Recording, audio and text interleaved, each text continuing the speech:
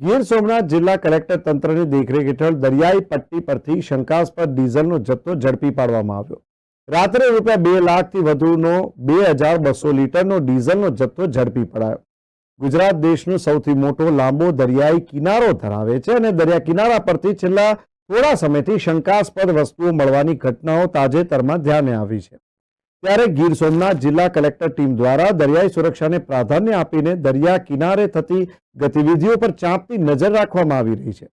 જિલ્લા કલેક્ટર દિગ્વિજયસિંહ જાડેજાની સૂચના અને સીધી દેખરેખ હેઠળ જિલ્લા કલેક્ટરની ટીમ દ્વારા આ અન્વયે કોડીનાર તાલુકાના મૂળ દ્વારકા બંદર પર ગેરકાયદેસર શંકાસ્પદ ડીઝલની હેરાફેરી થતી હોવાની શંકાના આધારે મૂળ દ્વારકા બંદર પરથી કુલ 70 થી વધારે બોટની તપાસ હાથ ધરવામાં આવી, જેમાંથી 3 બોટ શંકાસ્પદ જણાતા તેની ઝીણવટભરી તપાસ કરવામાં આવી.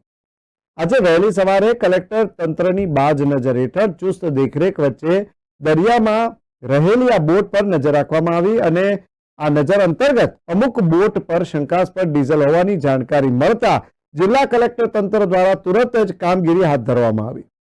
અંધારી રાતે પણ સતર્કતા અને જાગૃતતા દાખવીને દરિયાઈ પટ્ટી પરથી પહેલી વખત શંકાસ્પદ રીતે સંગ્રહિત ડીઝલનો જથ્થો ઝડપી પાડવામાં આવ્યો. આશરે રૂપિયા 15 લાખની કિંમતની આ 2 બોટો પરથી આશરે 22,300 લીટર ડીઝલ જે છે તે ઝડપી પાડવામાં આવ્યું, જેની અંદાજિત કિંમત રૂપિયા 2,14,080 જેટલી થાય છે. જ્યારે તમામ મુદ્દા માલ સહિતની કુલ કિંમત રૂપિયા 17,59,080 થાય છે. કલેક્ટર તંત્રની સજાગતાને કારણે ગઈકાલે જ ખનીજ ચોરી પકડી પાડવામાં આવી હતી અને આજે ફરી એકવાર શંકાસ્પદ રીતે સંગ્રહિત ડીઝલના જથ્થાને ઝડપી પાડવામાં આવ્યો છે.